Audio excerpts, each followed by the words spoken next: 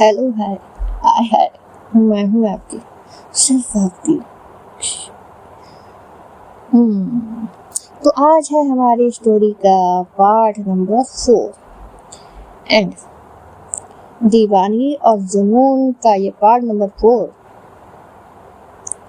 में last episode में हमने क्या सुना था कि आशिका और अनन्या दोनों एक दूसरे के सामने, लेकिन अभी तक दोनों ने एक दूसरे का फेस नहीं देखा है ना। तो चलते हैं हम अपने एपिसोड की तरफ। एंड दिवाली की आप सबको हार्दिक शुभकामनाएं। आई विश कि आपकी ये दिवाली बहुत ही ज़्यादा मंगलमय हुई हो। तो चलते हैं हम अपनी स्टोरी की तरफ। आस्का उन सारे पुलिस वालों को देखकर कहती है, अरे रे मैडम, आप भी ना हम टाइम पुलिसों से डरा रही हैं। ये तो हमारे साले की तरह हैं और जेल हमारा ससुराल है। वो ऑफिसर कहती है, अपनी बकवास बंद करो। फिर जोर से चिल्लाती है, कांस्टेबल्स पकड़ो से। चारों तरफ से पुलिस वाले दौड़ पड़ते हैं। आशिका हाथ ऊपर उठाकर मजाकिया ढंग से कहती है, अरे रे इतना प्यार एक साथ, हमका तो शर्म आ रही है मैडम। एक कांस्टेबल उसके हाथ पकड़ने की कोशिश करता है, मगर आशिका बिजली सी तेजी से उसका हाथ मोड़कर पीछे धकेल देती है। दूसरे पर वो अपने घुटने से वार करती है और तीसरे की टोपी खींचकर हवा में उछाल देती है और हंसते हुए बोलती है, साला सही है, शादी में बैंड बाजे की भी जरूरत नहीं पड़ेगी। वो ऑफिसर गुस्से में अपने हाथ की गन को कमर में डालकर खुद आगे बढ़ती है और आशिका का हाथ पकड़ लेती है। वो दोनों आमने सामने खड़ी थी। आशिका आंख मारकर कहती है, हाँ तो पकड़ने का शौक था तो पहले ही बोल देती ना, इतना भीड़ का आयला बुला ली। इतना सुनते ही वो ऑफिसर एक तेज पंच मारने के लिए आगे बढ़ती है, लेकिन आशिका नीचे झुककर बच जाती और पलटकर उसके करीब आकर कान में धीरे से कहती है, मैडम हम तो जा रहे हैं, लेकिन अपनी दुआओं में हमका याद रखिएगा। महादेव ने चाहा तो फिर मिलेंगे। ये कहकर वो उस ऑफिसर को एक जोरदार धक्का देती है, जिससे ऑफिसर गिर जाती है। उसे कुछ पुलिस वाले संभालने लगते हैं। वो ऑफिसर जोर से चिल्लाती है, मुझे आ रही, मुझे छोड़ो, उसको पकड़ो। तब तक तो चारों ओर बिल्कुल सफेद धुआं फैल चुका था। सब लोग खांसने लगे थे, किसी को कुछ दिखाई नहीं दे रहा था। सिर्फ एक आवाज आती है बाइक स्टार्ट होने की और देखते ही देखते उसकी आवाज सफेद धुएं की तरह गायब हो जाती है। वो ऑफिसर उठकर चारों तरफ देखती है, लेकिन वहां आशिका का कोई नामो निशान ही नहीं था। वो खींच कर रह सी जाती है। उनमें से एक पुलिस वाला जो दौड़कर उसके पीछे गया था, वो वापस हांफते हुए आता और कहता है, अनन्या मैडम वो हमारे साथ से अनन्या मैडम वो हमारे हाथ से निकल गई। अनन्या खुद को संभालते हुए कहती है, कोई बात नहीं, हम भी देखते कब तक बच पाती है। और मुझे अच्छे से पता है वो कल एग्जीबिशन में जरूर आएगी और वो हर हाल में उस स्टैच्यू को हासिल करके ही रहेगी। लेकिन कल तो बहुत सारे लोगों की भीड़ होगी वहां, उस भीड़ में हम उसे कैसे ढूंढेंगे? उसने तो अपना चेहरा भी छुपा रखा था। एक इंस्पेक्टर बोलता है। अनन्या कहती है,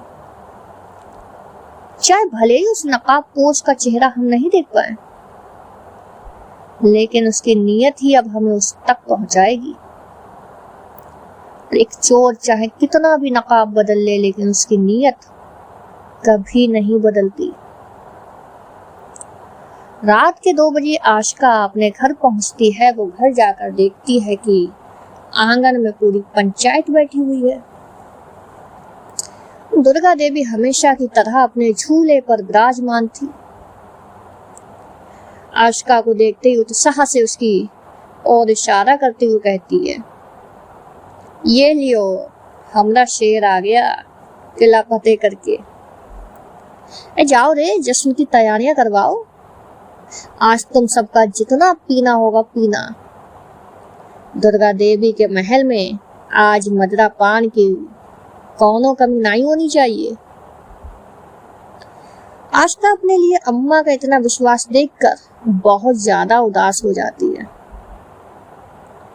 अम्मा कितना विश्वास करती है उस पर, कितने विश्वास से ये काम उसे सौंपा था, लेकिन उसने।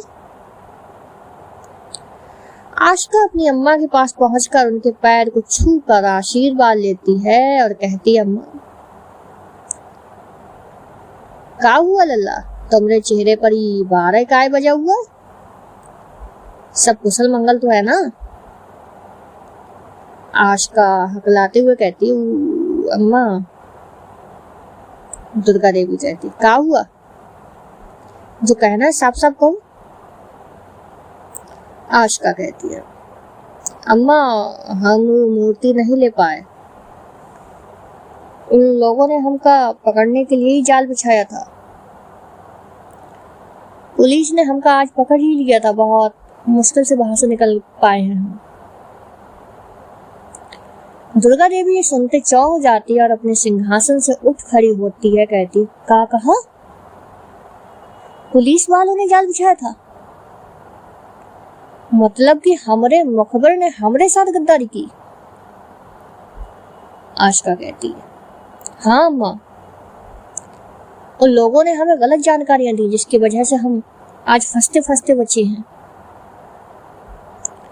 दुर्गा देवी के हाथ में शराब का गिलास था। वो गुस्से में उसे फेंक देती और चिल्लाकर कहती है,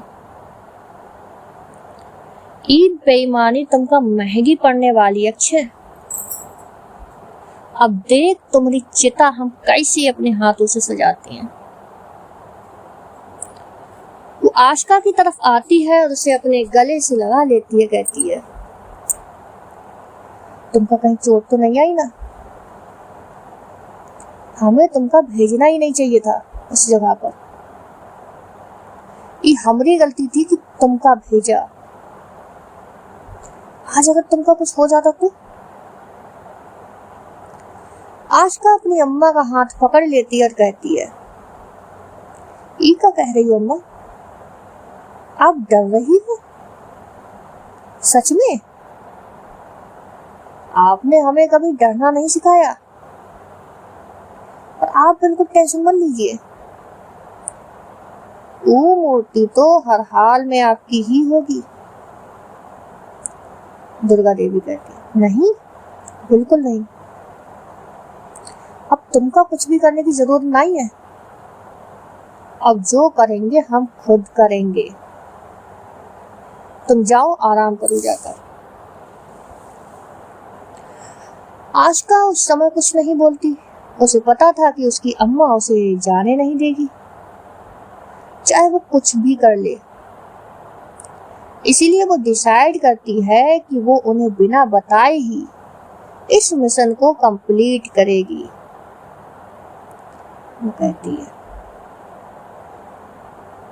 अम्मा जिज्ञासा कैसी है? खाना खाया उसने? दुर्गा देवी कहती, अरे नहीं लल्ला, उसने कछु नहीं खाया। कह रही है आज उसका कोई उपवास है। खुद को कब से कमरे में बंद करके रामचरितमानस की चौपाइयां पढ़ रही है।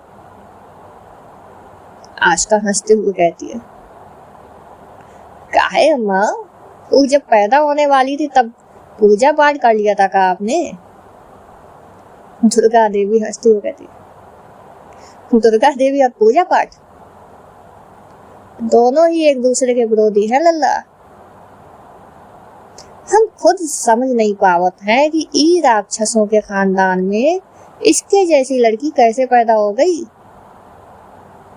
हम लाख कोशिश करते हैं इसके इन सब कामों में व्यवधान डालने का, लेकिन ई लड़की है कि फिर खाना पीना ही छोड़ देती है।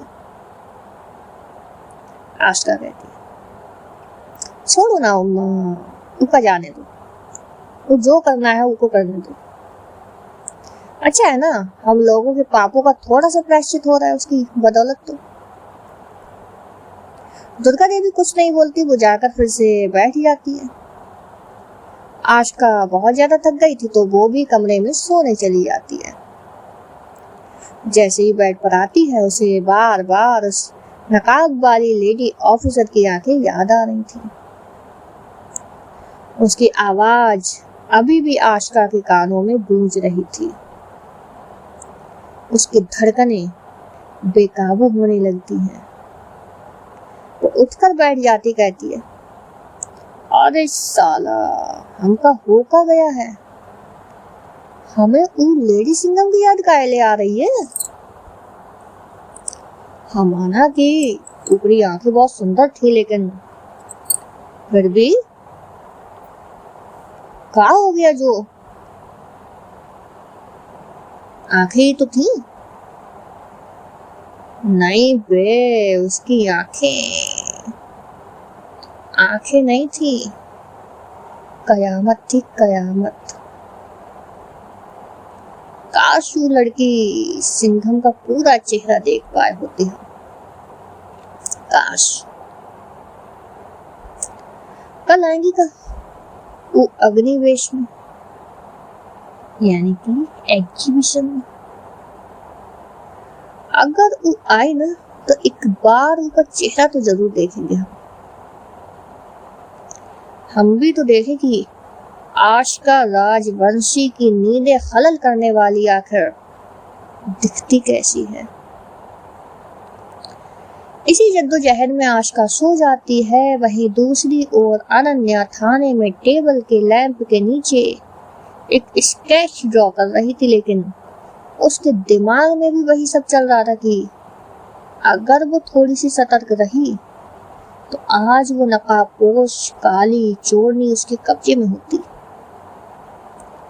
काश एक बार उसका चेहरा दिख गया होता तो अच्छा होता, उसकी पहचान हो जाती। कोई बात नहीं, इंसान की आंखें भी काफी होती हैं उसकी पहचान बताने के लिए। अब ये आंखें ही मुझे उस काली चोरनी तक पहुंचाएंगी। तो क्या लगता है गाइस, क्या एक बार फिर दोनों आग और पानी आपस में टकराएंगी?